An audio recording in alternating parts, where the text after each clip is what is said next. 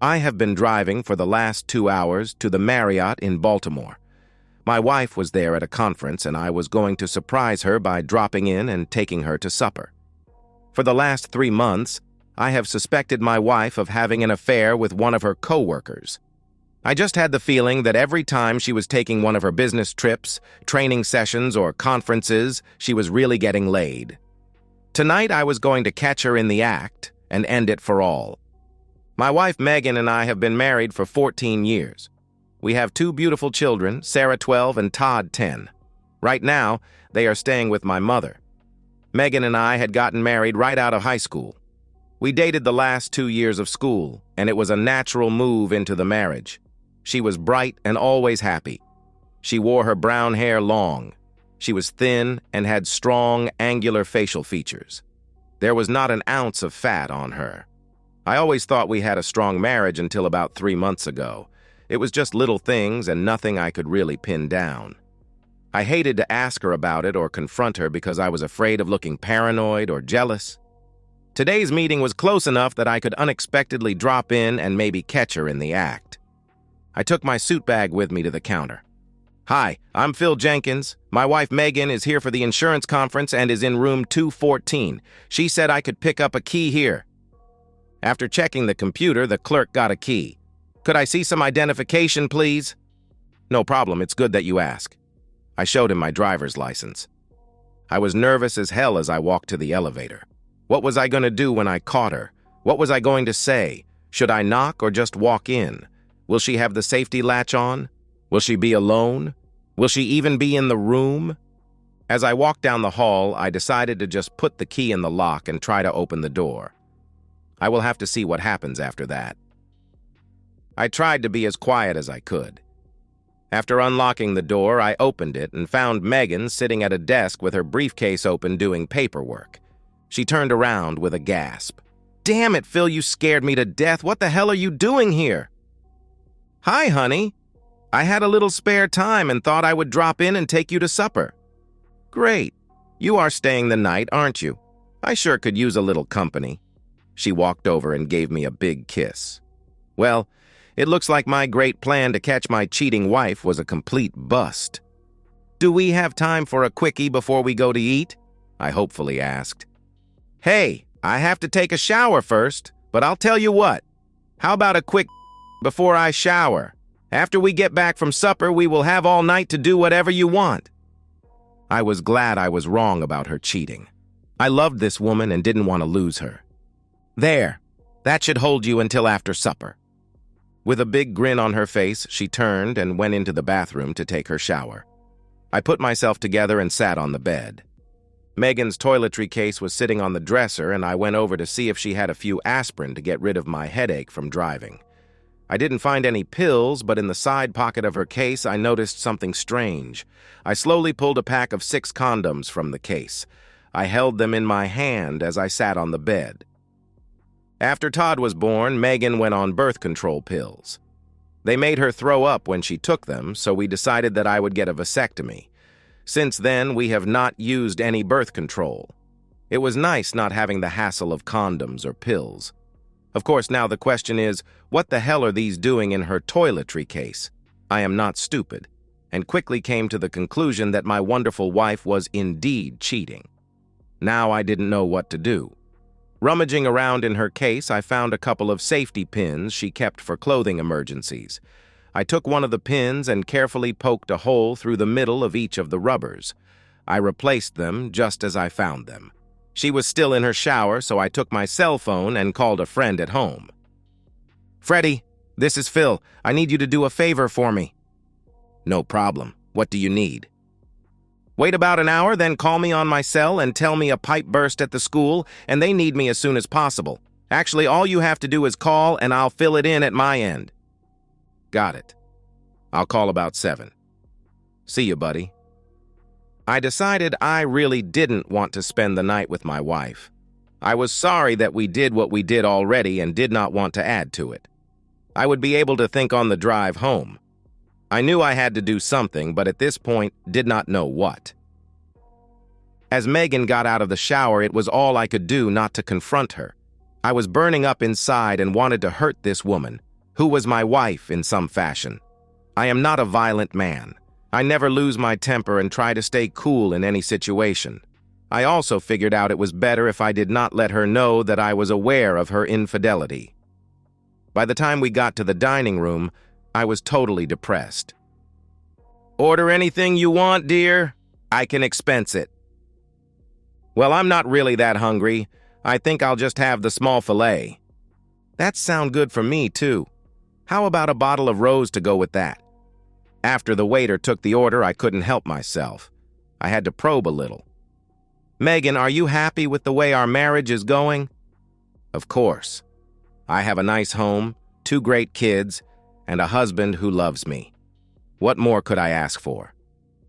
"Oh, I don't know. I guess I just wonder sometimes if I am doing everything possible to keep you happy. I feel so lucky to have such a fabulous lady for a wife. Sometimes I have to pinch myself to believe it is real." "Oh, you silly goose. That's why you drove all the way down here to see me. Well, I don't think you have anything to worry about. I am happy and content, and you are doing all the right things. A woman couldn't ask for a better husband than you." The waiter brought our dinners, and we made small talk about nothing throughout the meal. Just as plates were being taken away, my cell phone rang. I excused myself and went into the lobby so I wouldn't disturb any other diners. I waited a few minutes and went back in. That was Freddie. "A water pipe broke at the school. I really have to get back there as soon as I can. I'm sorry I have to cancel our night together." There was a look of disappointment on Megan's face. I couldn't tell if it was real or not. It didn't matter to her if I stayed or left. One way or the other, she was going to get. As we were getting on the elevator, Kirk Langford was getting off. Kirk was the business associate that Megan always seemed to be traveling with. "Oh, hi, Megan. I stopped by the room to see if you wanted to get some supper, but there was no answer. I see why now." He held out his hand. "Kirk Langford, and you must be Phil. Megan talks about you all the time." Phil came down for the night, but an emergency came up and he has to go back. Guess I'll have to sleep alone again tonight. It was hard shaking hands and feigning a nice smile. As we were riding up in the elevator, I had to bring up the subject again that was eating at me. "Megan, I would really like you to quit your job, and also I would feel better if you were not working with Kirk. We discussed it before, and it is important to me." "Phil, I told you, I have no intention of quitting my job. I like what I am doing, and I am learning a lot from Kirk. You have to get over this paranoia you have about Kirk and me." Megan and I went to the room, and after a quick kiss, I picked up my bags and left for the trip home. I couldn't help thinking all the way home about Kirk stopping by Megan's room after he had his supper. By the time I arrived at the house, I was a basket case. I have begun to hate my wife for what she was doing to me. I wish I was one of those guys who could figure out all those fancy ways to catch their cheating wives, but I was dumbfounded. What could I do about it? I couldn't even figure out a way to get out of having intimacy with her. Divorce was what I really wanted, but really didn't have enough evidence to justify it. I felt defeated. My wife was cheating on me. I knew it and couldn't do anything about it. I was not going to put up with it, but needed help. 2 days later, Megan came home, smiling like a schoolgirl.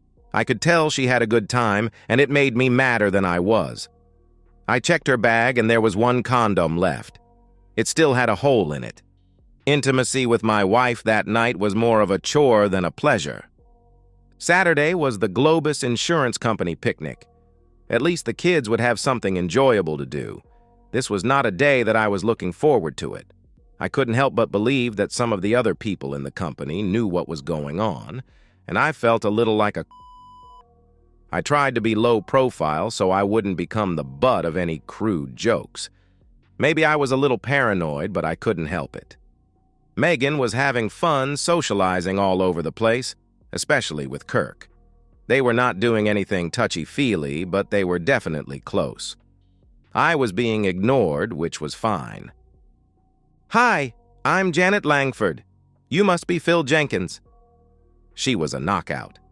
Now I was really confused. I thought my wife was great and I loved her, but Janet Langford was a picture right out of a pin-up magazine. She had long auburn hair and big blue eyes. Her body was perfect even though she was a little short. Why would Kirk Langford cheat on a stunner like this? "Oh, I'm sorry you caught me daydreaming. Hi, it's a pleasure to meet you. Can we go someplace and talk? Maybe someplace with no kids and noisy people around?" "Sure, let's wander down by the lake. Nobody's gone to miss me." "Me either," I replied. There were some nice benches about 100 yards from the picnic area. We sat down on one of them, overlooking the lake. "I'm all ears. What would you like to talk about?" Janet hesitated. "This is difficult for me. I don't know exactly how to bring it up. It is a very delicate subject." At that point, I knew that she knew. I decided to make it easy for her. "Are you referring to the affair that Kirk and my wife are having? I just found out this week." Janet seemed relieved. "I have known for about 2 months. I am getting ready to have the divorce papers served, but I need a little help. I hired a detective to get proof for me, but my lawyer said I would have a much better case if Megan would be willing to testify or at least sign a notarized statement attesting to the affair." "What do you mean by proof?" I asked. "I have photos and taped phone conversations. I wasn't able to get any videos yet, but the photos are pretty good. I also have times and dates. I can try and help. I am not sure how, but I can work on it. Do you think your lawyer could help me with the same divorce papers using some of your evidence? I would really appreciate it because I don't have anything for proof at all. I am also suing Globus. I have some statements that confirm that certain management-level company officials knew of the affair and did nothing to stop it. They will have a choice, fire both of them, or face a $1 million lawsuit." "Wow, I am certainly impressed," I replied. "Kirk is playing golf tomorrow morning. Can you come over to the house about mid-morning? He should be gone till late afternoon. I can show you what I have, and we can figure out if there is anything we can do. I live at 206 Hemlock Avenue in Crestmont." "Okay, it's a date. Not really a date, but you know what I mean." We both laughed a little. I felt comfortable with her. We walked back up to the picnic area. No one ever missed us. I felt a lot better about things. Maybe this whole mess could be resolved. I sure hope so. As I expected the next morning, Megan told me she had some shopping to do and would be gone for a couple of hours. After she left, I dropped the kids off at my mom's and headed over to Crestmont. Janet met me at the door and we went into the den. There was a nice leather couch, and on the table in front of it was a large computer monitor. On the screen was a picture of an empty motel room. She motioned me to sit down. "I have beer, soda, and wine. What would you like?" "Regular soda is fine, Pepsi if you have it." "You have my attention, Janet. Care to tell me what is going on?" "Well, in a few minutes, we are going to watch my dear husband play a round of golf, live and in full color. I hope you won't be too upset, but I think you are going to recognize his caddy." "How the hell did you arrange this?" "It cost me $1,400 to get everything in place for this. It better be worth it. Of course, Kirk is going to pay for it. I am guessing it will last about 2 hours, so get comfortable. I have popcorn and nachos to help us pass the time. By the way, I will be getting a DVD of the whole session and will gladly give you a copy. I don't really want to see this, but on the other hand, I wouldn't miss it for the world. Let the show begin." We made small talk for about 20 minutes. She showed me the information she had collected about the affair. I was amazed at the photos, tapes, and documents she had collected. I was also crushed because now I knew for sure what Megan was doing. I was surprised to learn that Janet had 3 large koi ponds in the backyard. I was hoping to get a chance to see them and asked if I could bring the children over sometime. She seemed pleased that I was interested and said she would love to have them come by. About that time, there was some action on the monitor. As Janet had predicted, Kirk and Megan walked into the room and immediately started to undress. There was no small talk and no foreplay. They just stripped down and jumped on the bed. The video was great, but the sound was a little garbled. It didn't matter because the picture was the important part. I felt a little uncomfortable sitting on a couch with a stranger watching my wife and her husband having intimacy. "Wow, you don't see like that very often," Janet commented. I smiled but didn't know what to say as a reply. In fact, I didn't know what to say at all. "Janet, I hate to interrupt the show, but do we have to see all of this?" "I take it that this is something you don't want to watch," Janet replied. "Not really. To be honest with you, I find observing my wife having intimacy with another man to be a little unpleasant, and I feel a little uncomfortable watching it with you sitting aside of me." "Well, the whole thing is being recorded, and that is all we really need for the lawyers. We don't have to watch it. I can't say I was getting any enjoyment out of it. The plot seems to be pretty predictable anyhow. Are you going to go home or what?" "Well, actually, I was hoping you could show me your koi ponds. I think that would be a lot more interesting than 2 hours of huff and puff."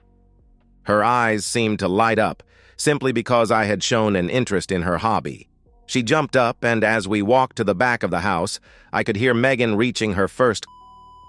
I couldn't help thinking that I was going to have a more enjoyable afternoon than my wife was. The 3 fish ponds were wonderful. I was especially fascinated by the pumping and filter systems since I was originally a plumber before getting the job at the school. Kirk did not help her with her hobby at all, and she had to hire people to do any work on the pipes or pumps. Of course, I offered to come over and assist her any time Kirk was playing golf. I wasn't trying to hit on Janet. I just wanted to learn more about the koi ponds, but spending time with her was a plus. After a few hours that passed too fast, we went back into the house. The motel room was empty, so we figured it was time for me to go home also. Janet promised to call when Kirk had another golf game so I could come over with Sarah and Todd. The next few weeks were difficult. Every time Megan took a shower, I would check her bag. There was always a new supply of condoms. I couldn't figure out when she was squeezing in the time to use them all. I carried the safety pin on my keychain so it would be handy for poking holes in them. Any day now, I was expecting Megan to have to make a surprise visit to her sister.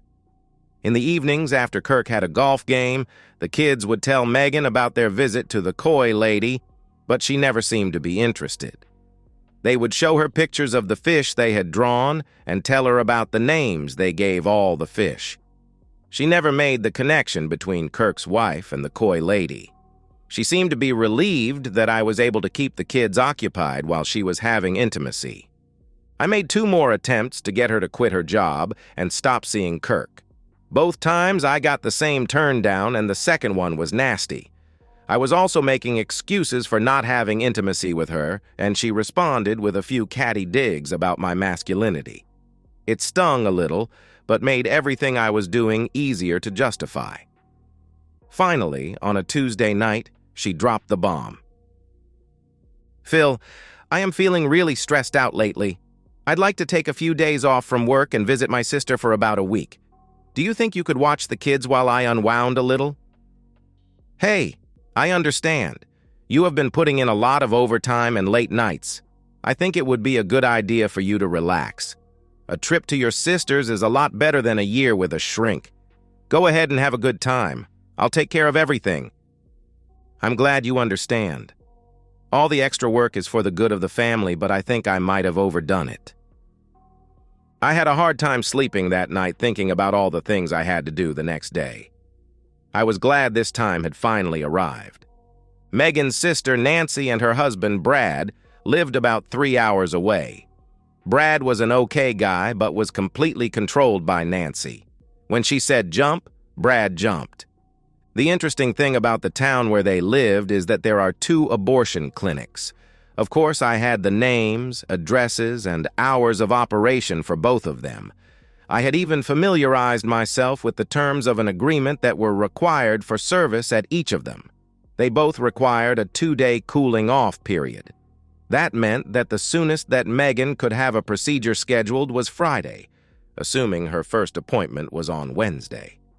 I figured she would try and get it all done as soon as possible, so she would have a few days to recover before coming home. That gave me about a day and a half to get my plans laid out. No problem. After Megan took off on her rest and recuperation trip, I started setting things up. I had to explain to my folks what was going on. It was difficult for me to admit that I had failed as a husband, but they understood and offered their support. The kids enjoyed staying with them, and Dad's truck would come in handy for moving Megan's things out. The lawyer would have all the paperwork ready for me to pick up on Thursday morning. Janet's paperwork was also ready, and she was planning on serving Kirk the same time I served Megan. The only problem I had was that I felt I should give Megan one last chance to make things right. I didn't hold out much hope, however. Dad and I stayed busy the rest of the day packing Megan's things. Thursday morning, after a 3-hour drive, I arrived at the first clinic. It was a strikeout. That left only one more. It was called the Family Planning Center. I approached the receptionist with as much confidence as I could muster. "Hi, my name is Phil Jenkins. My wife Megan said I had to come in and sign a consensual agreement form." "What kind of form?" she asked. "I am sorry. I don't know the exact name of it, but apparently it is a form that states that I understand everything that is going on, and I am in agreement with it and will not sue or anything like that." "Hold on a minute. That was Megan Jenkins, right?" "Yes. Do you need identification or anything?" She shook her head no, as she clicked away on the computer for a few seconds. "Her sister signed for her, but your signature would really be better. Hold on a minute while I get the file." Jackpot. Now I just have to get through the next 2 minutes. She placed the form in front of me and asked me to sign just below Nancy's. I noticed that the actual procedure was scheduled for Friday morning at 11 a.m., and they were to be there an hour early. "Do we owe any more money on this?" I asked as I took out my checkbook and placed it on the counter. "No. Your wife paid the full amount, $800 in cash. There is nothing else due at this time." "Thanks a lot. I appreciate your help. It makes it a lot easier." You would not believe the overwhelming welcome I got when I arrived at Nancy and Brad's place. It was so phony, it was actually funny. Megan started out, "Phil, this is a wonderful surprise. What are you doing here?" "Well, Mom and Dad wanted to keep the kids for a few days, so I took some sick leave and decided to pop in on you guys. I guess you could say I needed to unwind a little too." The room was sort of quiet. I could see the wheels spinning in everyone's head. I put them on the spot, and now they had to wiggle out of it. I saw Nancy nod to Brad to join her in the kitchen. Megan was making small talk about nothing in particular. After a few minutes, Brad came back into the room. "Phil, I got a great idea. I can get off work tomorrow, and I'll borrow my buddy Jack's bass boat. We can get out of here early and spend the day on the lake. That way we won't be bothering the ladies. How does that sound, buddy?" "Sounds great to me, Brad. A day drifting on the lake will make all my worries disappear. See if Jack can go with us." "Okay, I'll get everything set up." Everyone looked relieved at the way things worked out. We had an uneventful supper and sat around the rest of the evening chatting about nothing. There was no intimacy that night, of course, because Megan didn't want her sister to hear. Bright and early the next morning, Jack was out front with the boat. Brad was making lunch in the kitchen and filling the cooler with beer. We chatted around a bit while we were loading the truck and the boat. "Aren't you getting into the truck?" Brad asked as I stood by the passenger's door. "No, Brad. I decided not to go. I suggest that you make a day of it because I don't think you are going to want to face Nancy for the next few hours." Brad spent about 5 minutes arguing with me about going or not going, until I finally had to get nasty with him. After a couple of well-placed swear words and a few physical threats, Jack and Brad took off. I went into the house and poured myself a cup of coffee. I found Nancy's cell and turned it off. Then I picked up the landline and gave my dad a call. He was always up early. Dad and I talked for about 2 hours. The call waiting tone chimed in about 6 times during our chat. Brad must have been trying to get through to Nancy for about 2 hours and then gave up. I heard Nancy and Megan getting up, so I said goodbye to my father and got ready for the fireworks. I cleared out the missed calls on the landline phone and turned Nancy's cell phone back on. In less than 2 hours, Megan and Nancy had to be at the family planning center. In about 5 minutes, I was going to be face-to-face with 2 pissed-off Spitfires. I drank up the first pot of coffee, so I made a new pot for my loving wife and her sister. "Phil, what the hell are you doing here?" Megan gasped. "I didn't feel like going fishing, so I decided to just hang around with you guys today. I thought we could go to some nice places for lunch together. I have to go back tonight, so I didn't want to spend the day with Brad and Jack in a stinky boat." No, that won't work. Nancy and I have some stuff planned for today. We would rather go by ourselves. I can go out with you anytime, but I only get to see Nancy a couple times a year. Hell, you're going to be here all week, Megan. I think you can give me at least half a day since I drove all the way down here. You have the whole rest of the week to do your girly stuff with your sister.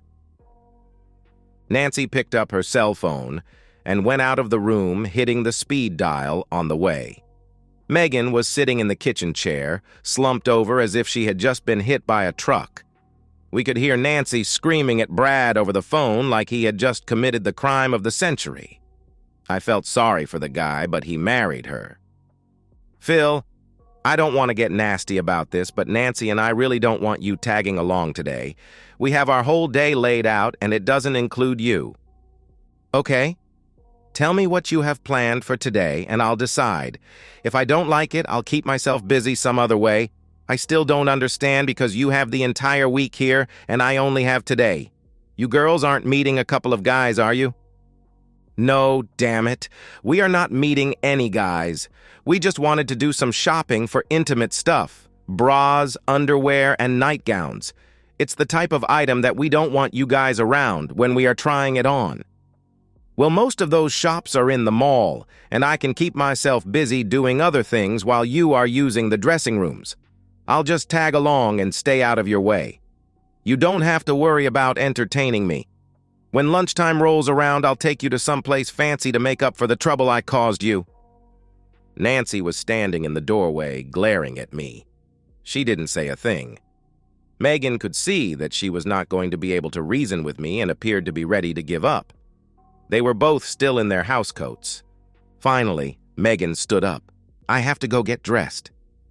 As she walked out, Nancy looked over at me. "You're a real dip. Do you know that?"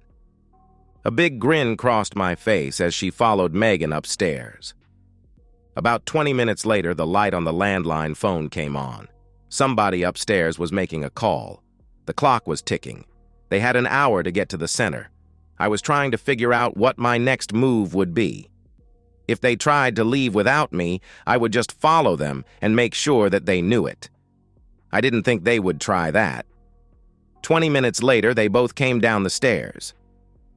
"Okay, Phil, let's go shopping," Megan said with a little attitude. It was a little easier than I thought it would be. The upstairs phone call must have been to the family planning center, and I bet it was to reschedule the appointment. Since I said I was leaving that night, they probably figured the best way around the problem was to just wait until I left. I wasn't trying to stop Megan from getting the abortion, but I wanted to make it more difficult for her. I insisted on taking my car because I wanted to drive. I didn't want them ditching me someplace. A few miles from the house, I pulled into a service station. I filled up the gas tank, checked the oil and water, and cleaned the windshield. It was the most time I ever spent servicing my car. They both just sat fuming. When we arrived at the mall, I parked far out so we would have a good walk. Once we were in the mall, I pretty much left them alone. I kept an eye on them but really could care less what they were doing or what they were buying. They didn't seem to be having any fun. They spent most of the time talking to each other and making gestures. They bought a few things just to show me they had been shopping. I tried to stay hidden but still keep them in sight. There was definitely some serious discussion going on. The time for the appointment passed. I had succeeded in delaying the inevitable. I knew she was still going to be getting the procedure, so I had no intention of interfering any further. Shortly after noon, they came back to the center court of the mall, where I said I would meet them. We went to the Olive Garden for lunch and got back to the house at about 2 p.m. There was not much conversation during lunch or on the drive home. I was smiling to myself the whole time. I knew these two women hated me right now, and I didn't care. What a wonderful feeling. I helped myself to a beer and chilled out on the sofa. Brad finally got home, and for about 30 minutes, Nancy beat him verbally about the head and shoulders. He weaseled his way out the door and disappeared for a couple of hours. He was back by supper time. After the girls finished cleaning up, I asked Brad and Nancy if Megan and I could talk privately in the kitchen. Nancy gave me one of her sneers, and they both went into the living room. Megan was still upset with me because of what happened that day. I could tell she wasn't going to be easy to get along with. First thing, Megan, I would like to ask you one more time. Will you please quit your job and stop seeing Kirk Langford? Her teeth clenched tightly, and it was all she could do to keep from hitting me. Damn it. I don't want to have to hear that ever again. I am tired of you bringing it up all the time and refuse to even waste my time answering you anymore. You know the answer. It is the same as it has always been, and it will not change. Now either play a new tune or get the hell out of here. I reached into the manila envelope I had by the chair and pulled out a legal-sized envelope. Okay, I asked you at least 10 times in the last 2 months, and each time you refused to do as I requested. I had no other choice. Megan, these are divorce papers. All you have to do is sign them and mail them in. There is a self-addressed, stamped envelope included. If you decide you want a lawyer to look them over, please be my guest. She glared at me and leaned across the table. You dumb son of a blip. You can't divorce me just because I don't want to quit my job or have the friends you want me to have. If you want a divorce, you have to have grounds, and you don't. I think it is time for you to go home and get your together. I am your wife, and I have no intention of giving up my home and my family just because you don't like where I work. Megan, why did you come to visit your sister this week? I asked. That's a smart question. You know why. We discussed it before I came down. That was a lie, and you know it. What was the real reason? You tell me, you know-it-all bastard. Megan, why did you and Nancy go to the family planning center on Wednesday? I asked. Things got very quiet. My lovely wife started to squirm a little in her chair. A little bit of her bravado seemed to slip away. I don't know what you are talking about. I leaned over the table, and in a quiet, somber tone, I asked, why did you give the family planning center $800 in cash? There was no response from the other side of the table. She was looking in my direction, but her eyes seemed to be focused elsewhere. It was obvious that she was now feeling uneasy. She was swallowing as if something that tasted bad was in her mouth. Why did you have an appointment at the family planning center for 11 a.m. this morning? What exactly were they going to do for you for the $800 you gave them? God damn it. Stop harassing me about something you know nothing about. It's none of your damn business why I was there or what I was doing. Her anger had returned to full force.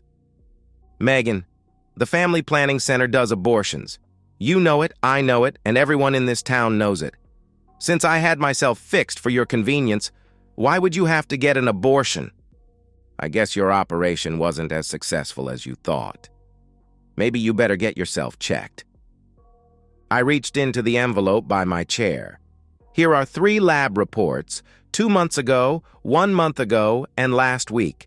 I am shooting nothing but blanks and have the papers to prove it. Would you like to show me the report from the Family Planning Center showing that you are not pregnant?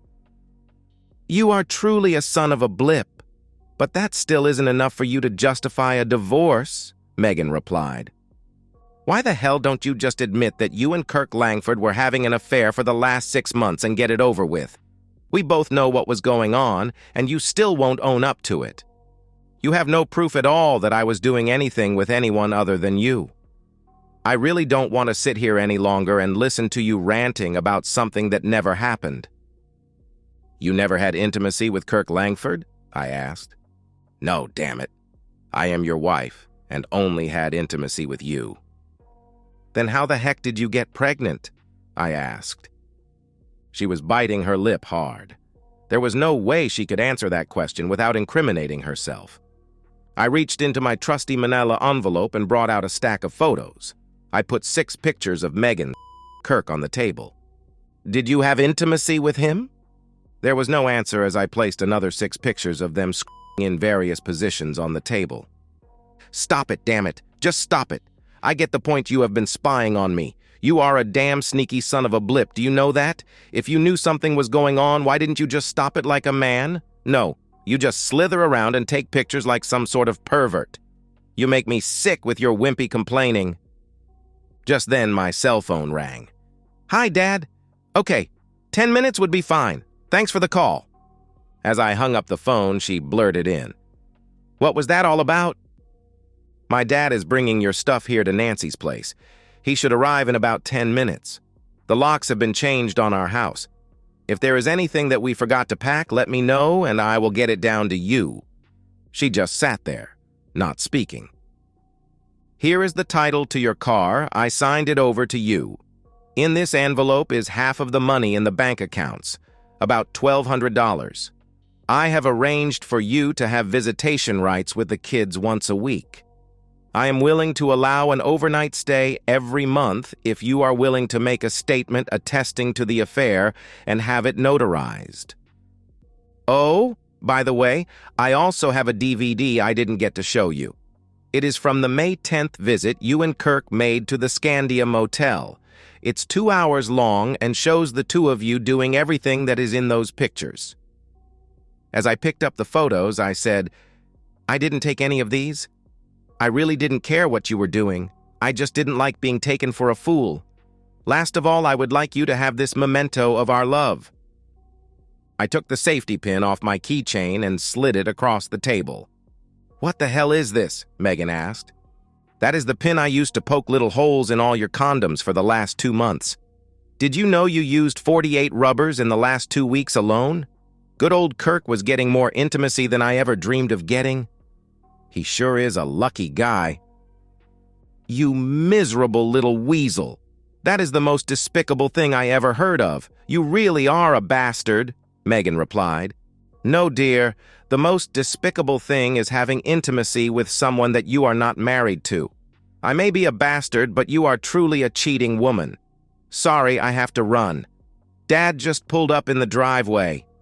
By the way, just in case you didn't notice, you never said you were sorry and you never apologized for what you did. I don't think you deserve to be married to me. Goodbye, Megan. Enjoy your abortion Monday. She finally started crying as I walked out of the room. Nancy ran in to comfort her, and Brad followed me out on the front porch. What the hell are you doing, man? Brad blurted out as he grabbed my arm. You two have been married for 14 years. You can't just throw that all away over a misunderstanding. Misunderstanding? Brad, why did my wife come down to visit you and Nancy? He looked at his feet for a few seconds as if he was thinking. Sorry, Phil, let me help you unload the truck. We had the truck unloaded in about 10 minutes. Megan was wailing the whole time in the kitchen. I didn't know what she was crying about, and to be honest, I really didn't care. Kirk and Megan were both fired from Globus the next week. Megan refused to sign an affidavit. The lawyer said he had a strong enough case without it. I didn't hear from my loving wife at all after that night. She did not come to see the children. They didn't seem to mind because they were forming a good bond with Janet. We spent a lot of time together as a family mostly. There was no intimacy or even talk of it. We were not going to do anything that might jeopardize the divorce. The kids and I were learning a lot about Coy and having a great time doing it. At last, after 4 months, both divorces were final. Megan never fought hers, but Kirk went down kicking and screaming. He lost the house and all the investments, and ended up having to pay a large monthly alimony payment. A few days before Christmas, Megan came to the house with presents for the kids. I was polite and didn't do anything at all to ruin the holiday spirit. She stayed for about 2 hours and then left as quietly as she came. Nothing was said between us about the divorce or the affair. I put the house up for sale, and 2 months later we moved in with Janet. Kirk took a job in Omaha, and Megan went with him. 4 months later, Kirk disappeared and didn't tell her where he was going. Megan moved back in with Nancy after Brad left for a job on the Alaskan pipeline. 2 months later, Nancy received divorce papers in the mail. I am sure that the two sisters are good company for each other. Janet and I are comfortable with each other. She adores the kids, and they feel the same way about her. We are planning on getting married in June and spending every moment we can practicing for the honeymoon. And so, we've reached the end of today's story. Was it what you expected, or did it take a twist you didn't see coming? I'm curious to hear your thoughts. Share them in the comments below, and let's get a conversation going. If this story kept you hooked, make sure to hit that like button. And if you're new here or just haven't subscribed yet, now's the perfect time to join our community. I bring you fresh, captivating stories every day, so click that subscribe button and turn on notifications so you never miss out. Thanks for watching, and I'll see you in the next one.